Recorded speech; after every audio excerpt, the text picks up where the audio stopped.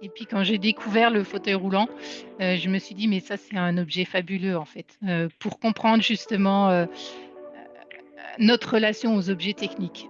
Parce que, alors fabuleux parce qu'en fait, c'est un objet qui reste, détachable du corps.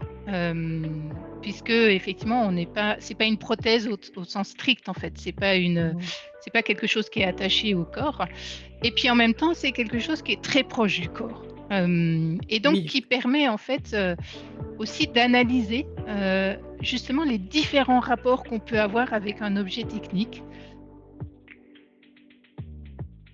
Bienvenue dans cette troisième saison de Broadcastability, un podcast par, pour et à propos des personnes en situation de handicap. Broadcastability est une production du projet Proud basé à Toronto au Canada. Visitez theproudproject.ca pour en apprendre plus. Ce podcast a été enregistré et produit sur les territoires traditionnels et ancestraux des Huron-Wendat, des Seneca, des Anishinaabe, des Chippewas, des Haudenosaunee et des Mississauga de la rivière Crédit. Ce territoire est couvert par l'accord de la ceinture du Wampum, dit bol à une seule cuillère, qui est un traité entre les Anishinaabe, les Mississauga, les Haudenosaunee et les nations alliées, et qui vise à protéger les ressources des Grands Lacs et des régions environnantes. Ce podcast a également été partiellement produit sur les territoires des Musquam, des Squamish et des Tsleil-Waututh. Nous tenons également à reconnaître les différentes nations autochtones présentes sur l'île de la Tortue, également appelée Amérique du Nord, où nous menons nos recherches et enregistrons ce podcast. Nous sommes impatients de vous présenter les épisodes suivants parce que pour cette saison, on se concentre sur la recherche sur le handicap.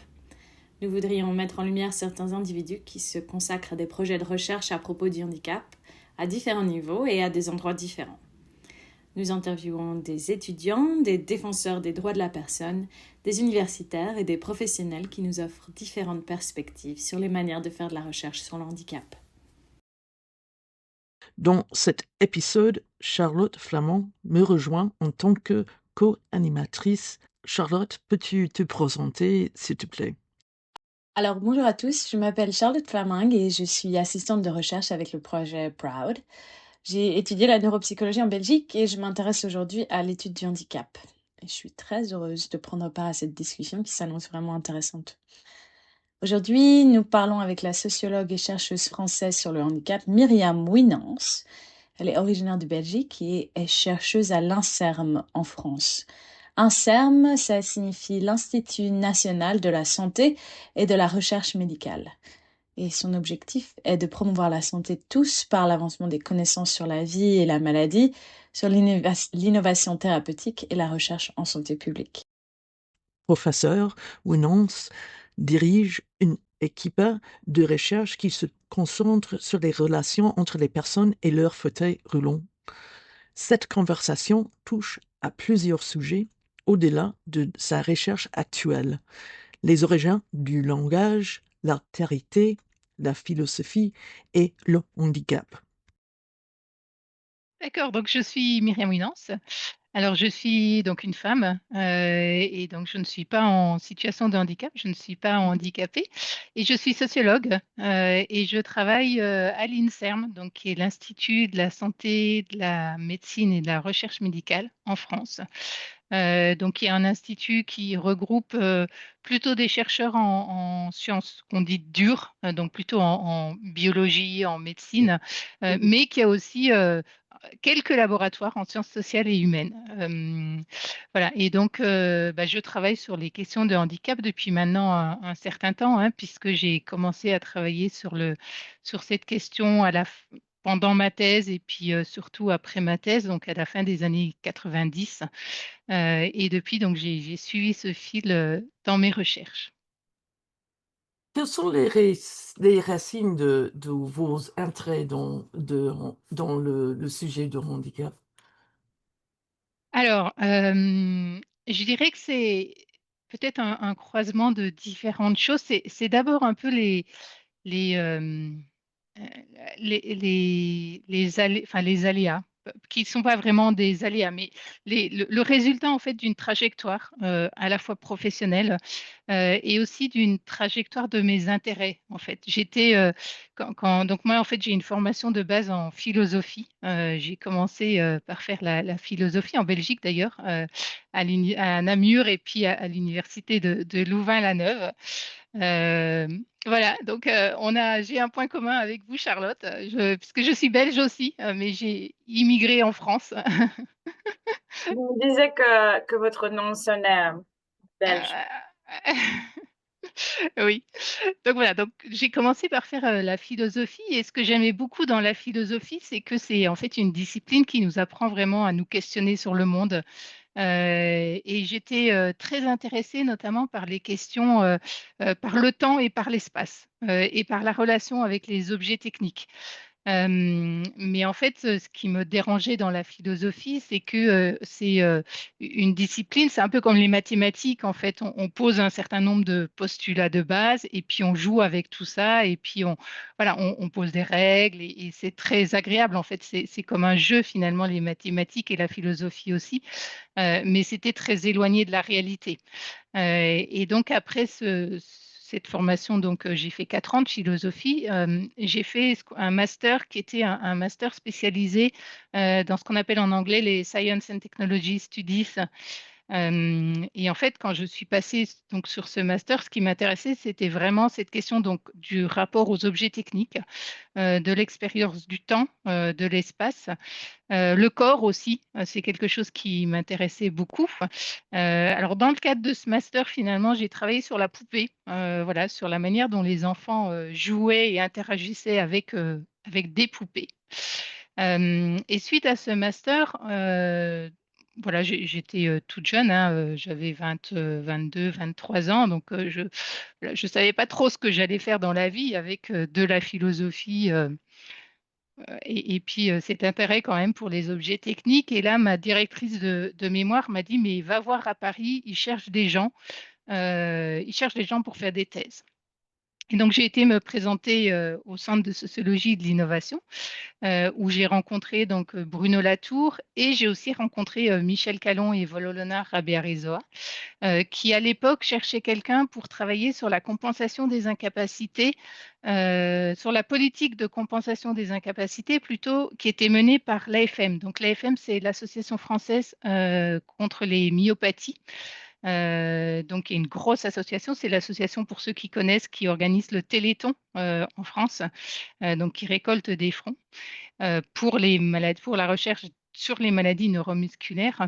Voilà, et ça, c'est un sujet qui m'intéressait parce que ça rejoignait vraiment mes intérêts sur cette question du rapport aux objets, du rapport au temps, à l'espace, au corps aussi. Qu'est-ce que c'est ce corps à travers lequel on vit et quelle est cette expérience du corps qu'on peut avoir à travers les objets techniques. Et en fait, c'est comme ça que j'ai commencé une thèse, donc qui était d'abord une thèse en fait vraiment sur cette question des capacités et des incapacités. Je voulais comprendre en fait comment à travers le rapport aux objets techniques, on pouvait acquérir des capacités, mais aussi surtout comment ça transformait en fait un peu nos capacités et nos incapacités. Et donc comment aussi à travers ces objets techniques, on pouvait être rendu capable, mais aussi incapable, en fait. C'était une redistribution, finalement, de ce qu'on pouvait faire ou pas faire. Comment ça changeait aussi notre expérience au temps, à l'espace. Et donc, cet exemple des personnes donc, qui étaient atteintes d'une maladie neuromusculaire, hein, qui sont quand même des maladies très invalidantes et puis surtout qui sont progressives, hein, me paraissait vraiment un pouvoir vraiment nous aider à comprendre cette question de la fabrication des capacités et des incapacités. Et c'est en fait au bout de ma thèse que je me suis dit, en fait, OK, maintenant j'ai analysé comment, à travers ce rapport aux objets techniques, une personne acquiert des capacités et des incapacités, mais et le handicap dans tout ça, en fait. Parce que c'est une notion que j'avais un peu suspendue pendant ma thèse. C'est pas quelque chose qui m'intéressait, mais qui a vraiment surgi finalement au bout de cette analyse en me disant, oui, mais si on a tous des capacités, des incapacités, pourquoi euh, il y a certaines personnes qu'on va dire handicapées et pourquoi il y en a d'autres qu'on dit valide en fait. Et c'est comme ça en fait que j'en suis venue à m'intéresser au handicap. Ok, d'accord. Et je suis intéressée par la différence entre invalide et handicapé. Et peut-être on peut parler de langue, parce que l'anglais, il y a des arguments, peut-être des petits combats entre la communauté et persons with disabilities, disabled persons. Et quand j'ai fait nos recherches, j'ai, j'ai découvert la phrase personne en situation de handicap et j'aime ça. Et est-ce que pourriez-vous partager des choses, est-ce que ça existe en français et est-ce que vous pouvez décrire euh, un peu? Alors, c'est vrai que cette question du langage, c'est une question qui m'a fascinée en fait aussi, à une époque aussi, parce qu'il y a effectivement cette diversité des termes, hein. Donc c'est vrai qu'en français, on utilise toujours personne handicapée, hein, alors qu'en anglais, ça a été complètement banni, hein. Enfin, voilà, c'est vraiment considéré comme péjoratif, hein. Handicap person, c'est vraiment Ça arrive d'une histoire de personne qui a. It's from when people begged. Et on fait la le charité. chapeau. Oui, oui, exactement. Oui, C'est oui, oui, oui, cap in oui. hand, ça c'est pour les. Et il y a des lois en Angleterre qui disent ça c'est valide pour les personnes qui sont handicapées de faire ça, mais pas les autres. Mm, mm, Mm. mm. Ok. Ouais. Je vous interromps, je m'excuse. Non, non, pas de problème. Ça me fait réfléchir aussi. Euh, mais donc, c'est vrai qu'en français, on a gardé le terme. Et puis, a émergé, en fait, je dirais, à partir des années 90. Et puis, ça s'est vraiment diffusé progressivement. Et maintenant, c'est généralisé, hein, ce terme qui est personne en situation de handicap, qui était vraiment, je pense, une manière pour les francophones de prendre en compte justement tout ce que les anglo-saxons avaient pu développer autour du modèle social du handicap et autour aussi de cette attention au vocabulaire en fait. Parce que c'est vrai que pendant longtemps, les francophones, ils ont quand même regardé un peu les anglophones en disant oui, mais ça c'est du politiquement correct. Et quand on disait c'est du politiquement correct, c'était presque, c'était un peu dédaigneux quand même. C'était un peu, ils sont un peu tatillons les anglophones, mais voilà. Et en fait, c'est vrai que quand même, je pense que un des apports du modèle social et des disability studies et aussi des militants hein, qui étaient eux-mêmes en situation de handicap, ça a été au contraire de montrer que il y avait une vraie performativité en fait du langage et que dire disabled person ou person with disability ou handicap person, en fait, ça ne faisait pas du tout la même chose aux personnes. En fait, ça transformait, ça configurait leur expérience d'une certaine manière et surtout ça induisait une certaine manière de se comporter aussi à leur égard de la part des dits valides. Euh, et c'est vrai que du coup en France, parce qu'il y a aussi une asymétrie, c'est que l'équivalent de disable ou disability, ce serait plutôt incapacité en fait. C'est même pas trop invalide, c'est vraiment incapacité. Et ce serait, si on le traduit en adjectif, ce serait du coup personne incapable. Mais ça, historiquement, en France, c'est absolument pas, en français, c'est absolument pas entendable en fait. Parce qu'il y a vraiment, pour le coup, une image très péjorative autour des incapables. Parce que historiquement, c'est comme ça qu'on a dénommé certaines personnes, mais voilà, c'était vraiment très très péjoratif et c'était vraiment une exclusion en fait de la société. Donc voilà, dire personnes avec des incapacités, ça passe encore, mais dire les personnes incapables, ça ce serait vraiment pas possible en fait d'un point de vue symbolique et culturel. Alors la notion d'invalidité, elle est un petit peu différente, je pense, parce que en fait, dans le système français, mais plus largement, je dirais européen, la notion d'invalidité, elle a beaucoup été utilisée comme un statut administratif, en fait. Les invalides, c'est vraiment lié à un système de sécurité sociale. Et donc, on parle encore, hein, d'ailleurs, des invalides sécurité sociale. Donc, c'est ceux qui ont une certaine protection en fait. Et c'est lié aussi à l'usage du terme qui était les invalides de guerre, les invalides, voilà, c'était ceux qui étaient invalidés en fait par rapport au travail. Euh, voilà, et c'est pour ça aussi que le terme ne marche pas en français. Et par contre, personne en situation de handicap, je pense que ça a vraiment été l'occasion de dire qu'en fait, le handicap n'est pas lié à une déficience ou à une caractéristique de la personne, mais à une situation.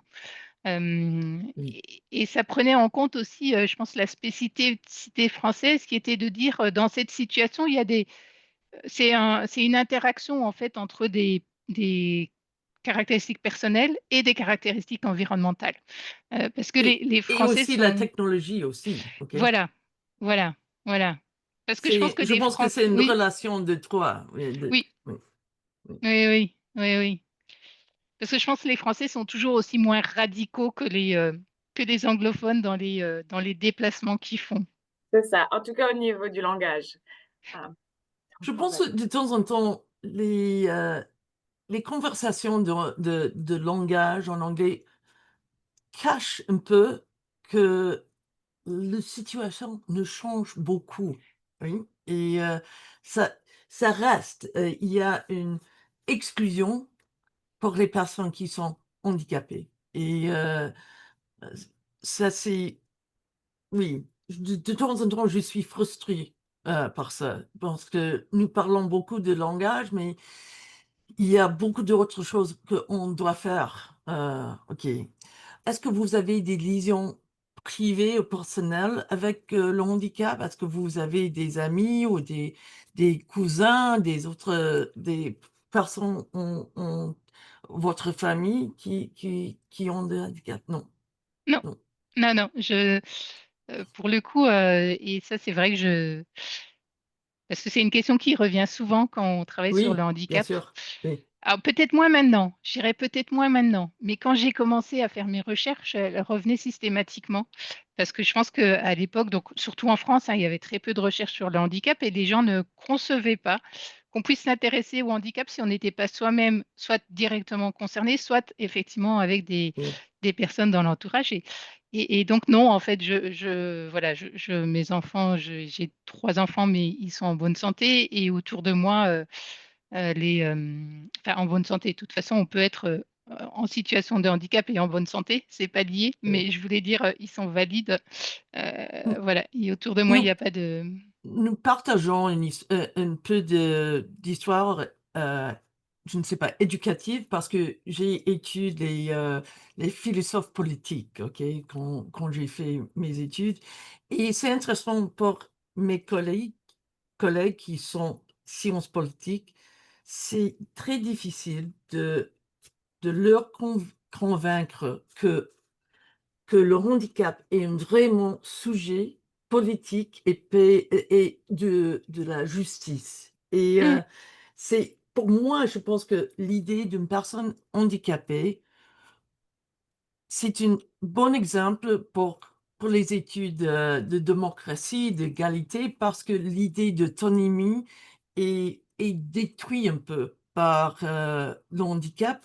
Et aussi, l'idée, c'est la fondation de la loi anglophone, c'est common law, l'idée de raison, OK? Et aussi, l'idée, euh, le raison est détruit un peu aussi par les personnes qui sont handicapées, qui sont en situation de handicap. Et pour moi, c'est très intéressant ce challenge pour les philosophes. Mais vraiment, pour moi, je pense que maintenant c'est mieux, mais avant, il y a une barrière contre l'idée que le handicap donne des choses pour la discussion d'égalité, liberté, toutes les autres choses dans la société. Et j'ai lu ton article en auteur et tu parles un peu de Eva Kitté qui avait une fille qui était très handicapée. Mais est-ce que vous pourriez-vous partager un peu de ces idées et aussi de son influence à vous, un peu? Mmh. Alors c'est vrai qu'Eva Quitter, c'est une auteure qui m'a beaucoup, beaucoup influencée sur, je dirais les 10 dernières années. Hem Parce que, donc Eva Kitté, c'est une philosophe aussi, hein, alors moi Oui, je ne me définis plus comme philosophe, hein, mais Eva Kitté est une philosophe et je trouve que ce qui est très fort chez elle, c'est effectivement qu'elle ancre, sa réflexion philosophique, dans son expérience personnelle puisque, vous l'avez dit, hein, elle est, elle-même, mère alors maintenant d'une jeune fille, hein, qui est, effectivement une jeune fille. En France, en français, on dit polyhandicapée. Donc en anglais, c'est, multiple disability. Donc oui. c'est une jeune fille qui a, des déficiences, motrices, cognitives, très importantes. Donc avec, des, très peu «d'autonomie» entre guillemets, comme on dit, que ce soit motrice ou même, communicationnelle, puisque c'est une jeune fille qui n'a pas accès à des, méthodes de communication alternatives, standardisées. Ça n'empêche que c'est une jeune fille et ça, Eva Kitté le décrit très bien, hein, une jeune fille qui a des, possibilités de communiquer, avec ses parents, mais sur ou ses proches, mais sur des modes très informels, ce qui rend aussi, compliqué parce que, quand c'est informel, ça se transmet, difficilement d'une personne à l'autre. Voilà, mais donc pour revenir à Eva Kitté, ce que j'avais trouvé très fort, c'est que, c'est comment elle raconte et elle le raconte notamment dans son dernier livre, comment en fait cette expérience, bah, va remettre en question tout ce qu'elle a appris, pendant ses études de philosophie. Et notamment comme vous le disiez, ben, finalement comment dire? Ce privilège, qu'on accorde dans nos sociétés à la raison. Et je trouve qu'elle a des mots très forts et qui sont aussi très durs, heu, mais qu'elle peut dire sans doute parce qu'elle est elle-même parce qu'elle est cette maman en fait, avec, cette expérience particulière, et elle écrit notamment, ben, voilà, comment est-ce qu'on peut croire à toutes ces conceptions philosophiques qui mettent sur un piédestal le sujet autonome, alors qu'on a devant soi un être qui est fabuleux, mais qui ne montre manifestement aucun signe en fait, de raison. Hem, et ça, j'avais trouvé, extrêmement fort. D'abord qu'elle le dise, qu'elle ose le dire aussi parce que, c'est pas toujours évident en fait d'avoir, elle a des descriptions très dures aussi de sa fille où elle dit: «Bah, ma fille, elle est incapable de parler, incapable de bouger, enfin voilà, elle fait la liste de tout ce que sa fille est incapable de faire. Et ça aussi dans le contexte, actuel des disability studies ou des, mouvements de personnes handicapées, c'est pas si facile que ça en fait à dire. Donc j'avais trouvé ça très fort et puis à partir de là, en fait, elle remet en cause donc toutes ces conceptions philosophiques. Elle remet en cause donc cette idée du sujet autonome. Elle propose donc, alors dans le prolongement de ce qu'on appelle les éthiques du care, hein, de fonder donc, la dignité de la personne humaine dans la relation de care. Et alors quand elle dit, fonder la dignité de la personne humaine dans la relation de care, c'est à la fois fonder sa dignité en général, donc comme appartenant à l'espèce humaine, mais aussi dans sa singularité, en fait. Et ça, c'est ce que je trouve c'est très fort, c'est qu'elle montre comment, en fait, dans cette relation de care, hem, la personne, devient une personne humaine singulière, en fait, avec des qualités, et avec des compétences, qui lui sont spécifiques. Alors certes, qui ne sont pas des compétences à raisonner ou à prendre des décisions, mais qui sont des compétences autres, et qui permettent de ce fait de construire et de, valoriser une autre normalité. C'est une c'est aussi une capacité émotionnelle, oui, et elle a parlé de ça. C'est une value, qui est donnée pour la rayon des émotions et oui, elle est très intéressante. Est-ce qu'il y a des autres auteurs et des autres, personnes qui influencent, vos recherches? Alors, il y en a eu, alors de différentes façons. Au début de ma carrière, quand j'étais, toute jeune chercheuse, hein, Donc, en France, comme j'ai dit, il n'y avait pas beaucoup de recherches sur le handicap. J'ai été vraiment accompagnée et guidée par Jean-François Raveau. Donc Jean-François Raveau, qui est un chercheur plutôt en santé publique, lui, qui est lui-même Oui. en situation de handicap, mais qui connaissait très bien les Disability Studies et qui m'a vraiment oui, accompagnée dans mon début de carrière pour trouver mes repères dans ce monde du handicap autant théorique que pratique en France. C'est quelqu'un, par exemple, qui m'a emmené sur mes premiers terrains au CNCPH quand j'ai commencé à travailler sur l'évolution des politiques du handicap en France. Donc, il m'a emmené en fait là où ça se passait. Donc, le CNCPH étant le Conseil national consultatif des personnes handicapées. Donc voilà, il y a eu Jean-François Raveau, Isabelle Ville également. Quelqu'un aussi qui a influencé ma pensée, c'est, alors pareil, il est peut-être moins connu aussi dans le monde anglo-saxon, mais c'est Henri-Jacques Sticker, qui est en fait un anthropologue ou un historien du handicap, qui a écrit en France un livre qui est très connu et qui est très cité, en tout cas dans le monde de la recherche, hein, qui s'appelle Corps infirme et société, qui est vraiment une histoire en fait du handicap dans lequel il scinde en fait l'histoire en deux, où il analyse vraiment comment le handicap c'est une manière de se représenter et de euh, un rapport à la norme en fait. Et il analyse comment ce rapport à la norme évolue en fonction des périodes historiques. Et il m'a influencé aussi parce que dans cet ouvrage, il, il, il parle de l'altérité. Et il a une certaine conception de l'altérité, en fait, et en lien avec la personne handicapée, où il dit notamment que la personne handicapée, c'est une figure de l'altérité qui rappelle aux valides leurs propres limites. Et moi, quand j'étais jeune chercheuse, ça, c'est vraiment quelque chose qui me scandalisait. C'est-à-dire que pour moi, imaginer de dire que la personne handicapée, c'était l'altérité, pour moi, c'était justement la mettre, la placer dans cette altérité et donc rendre impossible, en fait, la relation. Je me disais, mais à partir du moment où on a dit que l'autre est autre, comment on fait pour être en relation, pour être en interaction? En fait, on a d'emblée posé une distance qui paraît ensuite compliquée à, à, à restaurer, en fait.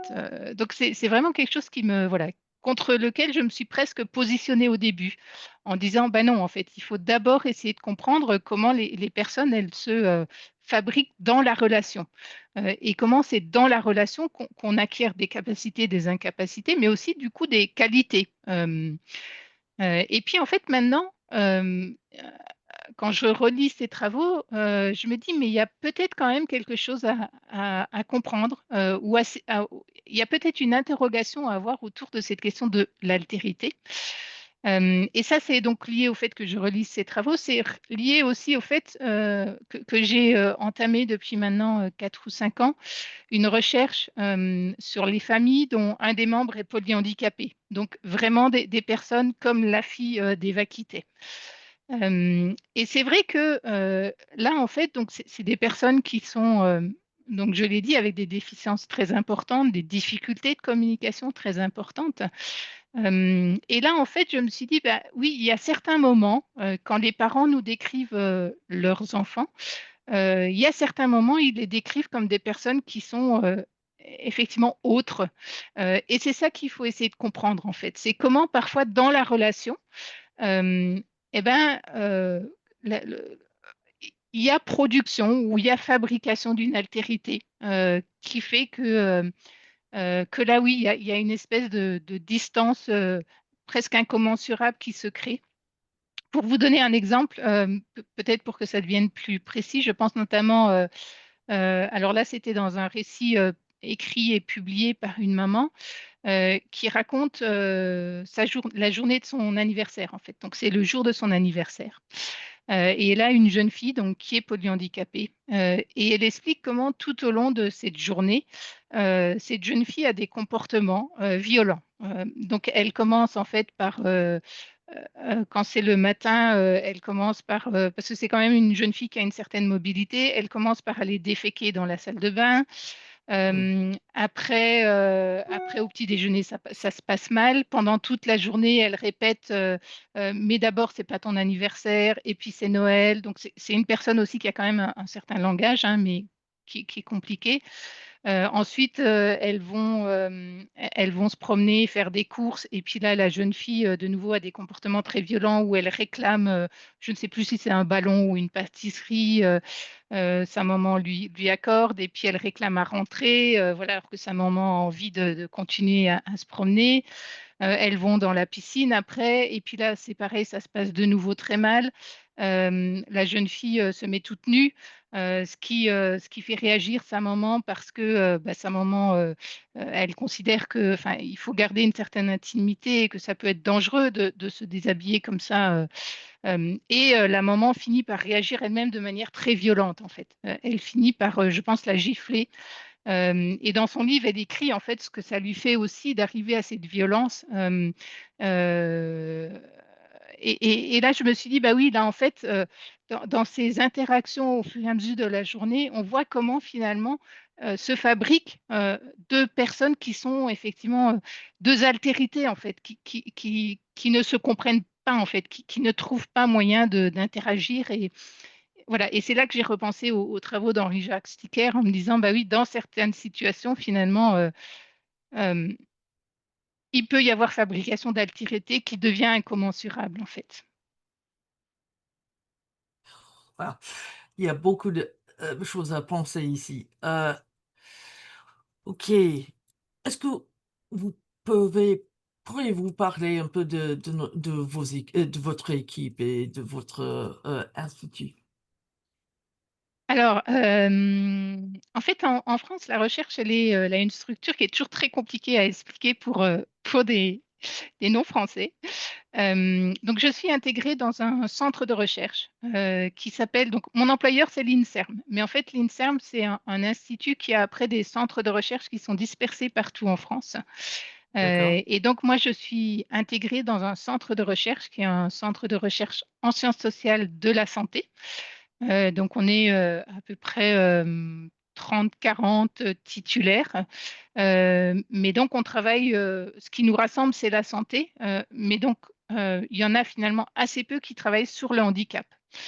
Il y en a qui vont travailler sur la santé environnementale, il y en a qui vont travailler sur le cancer, etc. Mais finalement, assez peu de personnes travaillent sur le handicap. Et donc, après, en fait, on construit des petites équipes qui sont des équipes de recherche qui vont travailler sur des projets particuliers. Et donc, en ce moment, donc je travaille sur cette recherche sur le quotidien des familles dont un des membres est polyhandicapé. Et pour faire cette recherche, j'ai monté une petite équipe. On est six. On est six.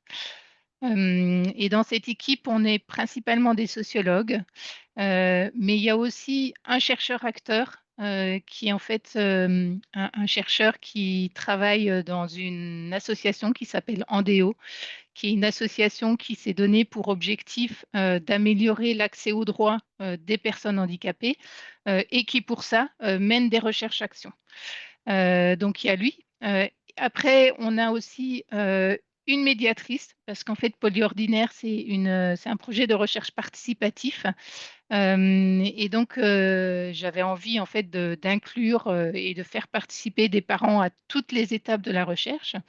Et donc, pour ça, je m'étais dit, mais voilà, moi, je ne suis pas formée à la recherche participative, ou en tout cas, je commence, je débute et j'ai des choses à apprendre. Donc, j'avais intégré à l'équipe de recherche une médiatrice qui nous accompagne en fait vraiment dans la mise en place de la recherche participative. Et puis, dans cette équipe, il y a aussi un parent-chercheur qui est en fait une mère qui a d'abord participé à la recherche en tant qu'enquêtée, entre guillemets, et qui, à un moment donné, a dit ben moi, en fait, je voudrais faire les entretiens avec vous, je voudrais faire des analyses avec vous. Et donc, à ce moment-là, on l'a intégré dans l'équipe de recherche et par ailleurs, on l'a rémunéré. Donc voilà, c'est une petite équipe, hein, on est six, donc c'est une toute petite équipe. Et c'est une équipe temporaire, entre guillemets, puisque c'est pour le temps du projet. Oui, oui, et des bourses aussi, qui peut-être, oui. Mais est-ce qu'il y a des personnes qui sont en situation de handicap, qui font des recherches aussi ou non? Alors, dans mon laboratoire, ben, Jean-François Raveau était lui-même en situation de handicap, hein, il est en fauteuil roulant. J'ai un doctorant qui est aussi en situation de handicap. C'est pareil, il est usager de fauteuil roulant. Et après, dans mon équipe polyordinaire, bah là, il y a cette maman, alors qui n'est pas elle-même en situation de handicap, mais qui est maman. Oui, oui, Sachant que c'est vrai que quand on est sur des handicaps comme le polyhandicap, c'est, c'est- c'est- enfin, ce serait sans doute pas impossible et j'y oui, réfléchis et je me dis, voilà, comment aussi les faire participer à la recherche, mais les faire participer même ou les inclure même dans les équipes de recherche reste quand même relativement compliqué. oui. Et après, en France, il y a quand même de plus en plus de chercheurs en situation de handicap. Je dirais que ça, c'est une des évolutions en fait depuis 20 ans. Quand j'ai commencé, voilà, il y avait Jean-François et c'était à peu près tout. Maintenant, il y en a quand même de plus en plus. Quand j'ai lu ResearchNet, il y a une phrase qui parle de votre intérêt de le relation entre un fauteuil roulant et une personne. Et est-ce que vous pouvez parler de ça un peu? Alors ça a été vraiment un de mes premiers amours en recherche. Ça a été, je l'ai dit, hein, c'était les objets techniques. Et puis quand j'ai découvert le fauteuil roulant, je me suis dit, mais ça, c'est un objet fabuleux en fait, pour comprendre justement notre relation aux objets techniques. Parce que, alors fabuleux, parce qu'en fait, c'est un objet qui reste détachable du corps, puisque effectivement, c'est pas une prothèse au sens strict en fait.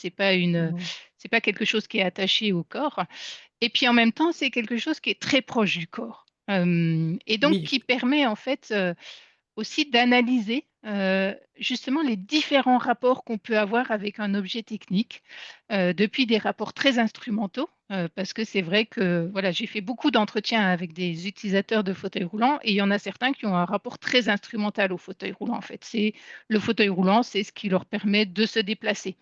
Mais ça ne vient en rien modifier, en fait, ou très peu, leur expérience corporelle, leur expérience de l'espace, leur expérience du temps, ou même leur c'est expérience de l'environnement. Et c'est puis, on a l'autre extrémité, en fait, des gens qui vont avoir un rapport au fauteuil roulant qui est extrêmement incorporé, en fait, où là, le oui, fauteuil roulant devient une prothèse. Et c'est pas seulement le fauteuil roulant, c'est parfois ce fauteuil roulant-là sur lequel je suis assis, avec oui, lequel j'ai exactement. construit une Oui. histoire, et qui fait qu'on est usé, adapté l'un à l'autre, et qu'on peut, enfin, que c'est très compliqué pour ces personnes parfois de changer de fauteuil roulant. C'est intéressant. J'ai une maladie neuromusculaire, donc j'ai utilisé un fauteuil roulant manuel aussi Mhm, électronique. Et pour moi, c'est une maladie un peu rare, mais maintenant je semble complètement normal.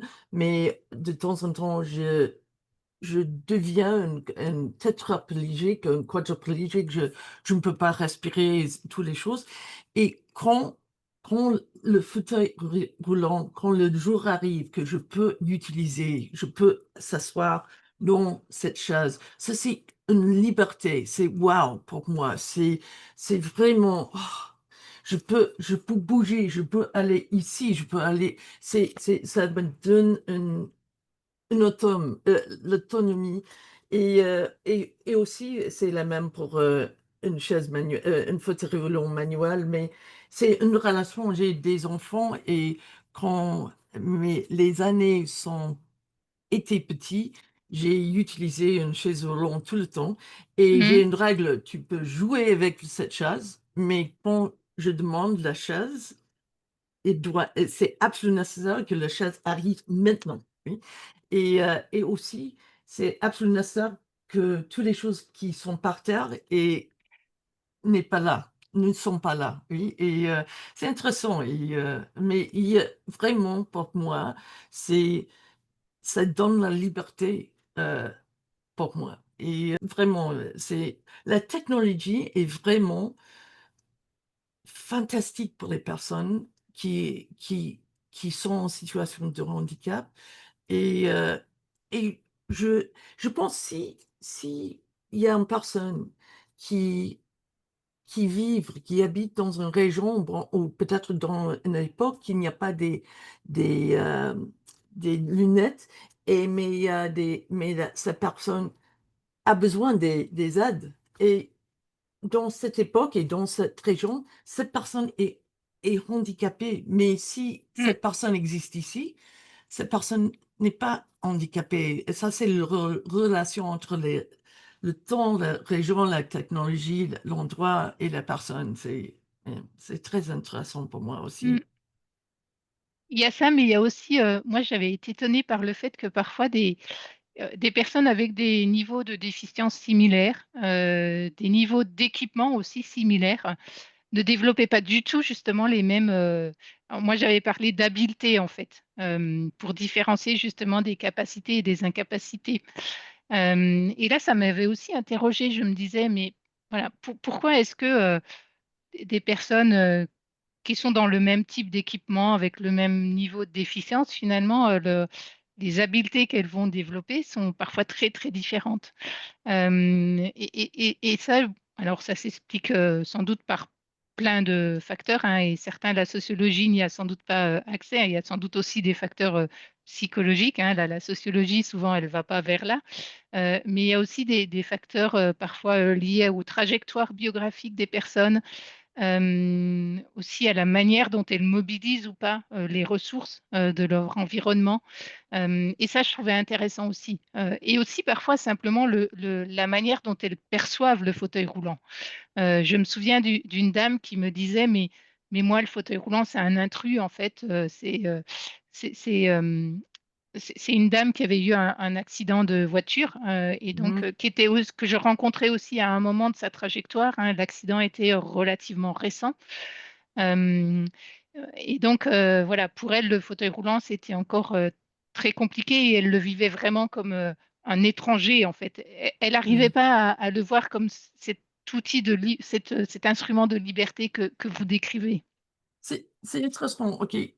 Avant que nous avons fini, j'ai des questions de France parce que quand nous avons fait nos recherches en France, France m'a donné une surprise, OK?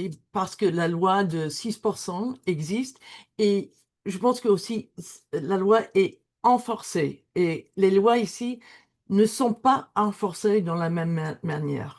Charlotte et moi a parlé de ça hier soir, de Mhm. APF et Mhm. les personnes qui travaillent à APF. Nous, nous trouvons que ils sont heureux, oui, et ils sont contents, euh, et ça c'est différent parce que c'est différent en Angleterre et au Canada. Mais en même temps, quand j'ai fait des entrevues avec les Français, la technologie, leurs fauteuils roulants sont primitives en comparaison des choses qui existent ici. Et il y a une partie de moi qui dit, wow, cette personne, c'est une quadriplégique, tétraplégique, mais elle reste dans une chaise manuelle. Il y a une aide tout le temps à côté d'elle. Et ça, c'est très différent d'ici. On donne une fauteuil roulant électronique. Est-ce que vous pouvez partager un peu de, de vos pensées de France au milieu de handicap, de leur rayon de handicap? Alors c'est marrant, j'avais pas du tout cette vision-là en fait, qu'il y avait un tel décalage entre la France et le Canada sur la dimension technique notamment. Ça, vous me l'apprenez, donc je trouve ça vraiment intéressant. Après, c'est vrai qu'il y a des différences. Le milieu associatif, en fait, est pas du tout a pas la même histoire en fait que dans les pays anglo-saxons. Quand vous parlez de l'APF, qui est une vieille association en fait, hein, parce qu'on présente souvent la France aussi comme un pays où il n'y a pas de mouvement de personnes handicapées. Mais ça, en fait, c'est faux, parce que l'APF, c'est une association de personnes handicapées, en fait. C'est une association qui est fondée dans les années 30 par des jeunes qui sont, alors c'est essentiellement des jeunes qui ont eu la polio, donc qui sont eux-mêmes en situation de handicap. Mais donc c'est une association de personnes handicapées. Euh, mais effectivement, elle n'a pas développé le même type de militantisme que dans les pays anglo-saxons. Encore que quand on regarde, en fait, il y a quand même des similitudes, en fait, mais qui prennent des formes différentes parce que l'histoire des pays et surtout l'état social, en fait, n'a pas la même forme, en fait, dans les pays anglo-saxons et en France. Mais voilà, c'est quand même des militants qui sont eux-mêmes en situation de handicap et qui ont effectivement une action de lobbyisme relativement importante, en fait, hein. Et c'est vrai qu'ils sont, c'est je trouve que c'est un militantisme plus pacifique, en fait, plus ou pacifié que le militantisme parfois anglo-saxon, qui est très tonique, en fait, très dynamique. Alors que c'est vrai que en France, euh, ces associations-là vont plutôt travailler par du lobbyisme en lobby vis-à-vis des politiques, à travers la négociation, à travers alors, maintenant, on voit émerger d'autres mouvements, hein. Les jeunes générations portent d'autres mouvements. Et ça, c'est l'influence vraiment directe des mouvements anglo-saxons, hein, autour notamment des mouvements antivalidistes. Donc là, il y a des jeunes collectifs, hein, qui sont en train de se former, euh, qui ont un rapport au militantisme d'ailleurs très, très différent par rapport à l'APF. Voilà, je ne sais pas si je réponds vraiment à votre question, mais si vous voulez que je précise, n'hésitez pas. Myriam, y a-t-il autre chose que vous aimeriez ajouter? Non. Non? Mais si je peux, est-ce que je peux rebondir avec une question justement sur ces différences Ok, entre le d'accord. Canada et la France? Par exemple, au niveau éducatif, c'est pareil. Vous pensez que la France est plus inclusive que le Canada au niveau de l'enseignement, par exemple, des universités, surtout l'enseignement supérieur, je dirais. C'est intéressant. Je pense qu'au Canada, c'est plus inclusif au niveau d'éducation que France. Et si je ajoute tous les degrés, toutes les qualifications, Canada peut-être est le plus haut de 5 pays, des États-Unis, de France, de Angleterre, de Belgique. Et, mais aussi en France, il y a deux personnes qui n'ont pas reçu une éducation. Comment dit-on ça? Dans les participants qu'on a rencontrés, il y avait deux personnes qui n'avaient jamais passé à Grade 2, c'est la deuxième année primaire en fait, Ah oui. qui n'avaient Et pas pu terminer leur éducation. Et nous avons parlé avec des Français qui ont dit qu'il n'y a pas d'accommodations dans les écoles. Donc, au niveau de l'éducation, je pense que la France manque quelque chose, ok? Mais et ici, pour nous, le problème, on peut avoir une éducation ici, mais il n'y a pas des emplois. Oui, ça c'est la difficulté. Les racines de le projet que Charlotte parle, c'est parce que j'ai une, euh, une maladie qui est visible et invisible. Et j'utilise un fauteuil roulant, c'est impossible de réussir dans le marché des emplois pour les profs. Mais avec le même CV, avec le même résumé, Hmm. quand je marche, il y a beaucoup d'offres euh, des universités. Donc, je pense, waouh, si j'ai un handicap visible, c'est vraiment difficile de, de, de réussir d'avoir des emplois, de travailler. Et donc maintenant, pour moi, la barrière vraiment, c'est financier et les pensions, les, les assistants, l'assistance pour les personnes qui sont en situation de handicap au Canada, je pense que ils sont faibles euh, euh, en comparaison de France. Et il y Mhm. a, je pense que la France soutient un peu les Mm, personnes qui sont en situation de handicap et je préfère je pense que si on soutient la population, c'est la population, je pense, devient plus capable d'entrer dans Mhm. le marché d'emploi. mm. Mais Ouais. ça, Et c'est mon idée. c'est Mais ça. On dirait qu'il y a plus de pression sur les compagnies, les entreprises, en fait, euh, pour pousser à l'emploi de personnes en situation de handicap en France qu'au Canada. Où Mm. il y a beaucoup moins de pression sur les entreprises. oui, Ouais, ouais, il y a quand même c'est vrai qu'il y a quand même une politique en fait. Après, bon, ça peut encore mieux faire, hein. Ça reste, voilà, oui, parce que ça Bien reste sûr. très, très compliqué. Ça reste Bien très, sûr. très compliqué. Mais effectivement, il y a une politique d'encouragement et il y a un fonds, en fait, un fonds, alors ça s'appelle la GFIP, qui est en fait une agence de financement des aménagements dont ont besoin les personnes en situation d'emploi, en fait. Donc, mm, Oui, je pense pour moi, c'est la barrière, c'est les employeurs, pas les personnes qui sont en situation de handicap. Mais Bien sûr. OK. Et merci beaucoup pour cette merci à vous. conversation et j'espère peut-être en futur notre piste croisse Oui, et peut-être on fait des recherches en futur, mais Je pense que vous est-ce que avez c'est des possible? profils très, très compatibles aussi dans les Oui, recherches que vous oui, avez fait, en tout cas, de cette conversation d'une heure ici. J'ai l'impression qu'on pourrait continuer. oui, bien oui. sûr. Ce serait avec plaisir et merci beaucoup pour votre OK. invitation. Wow, j'ai profité de cette conversation. Nous avons découvert une facilité à parler entre nous. C'est un plaisir de parler à quelqu'un qui pense si analytiquement au handicap comme l'état ontologique, un état d'être. Et ce qui est vraiment intéressant, c'est qu'elle est arrivée à son sujet par une exploration de questions théoriques et non en tant que personne handicapée, en fait. Et en vous écoutant toutes les deux parler, il m'a vraiment semblé que vous partagiez un grand nombre de pistes de réflexion communes et d'études potentielles.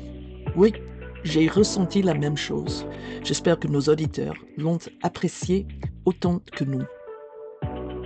Cet épisode de Broadcastability était mené par Chloé Atkins, professeure à l'Université de Toronto et chercheuse antivalidiste, et par Charlotte Flaming, assistante de recherche du projet PROUD. Isabelle Avakumovic-Pointon a créé l'art de couverture et Justin Laurie a composé la musique.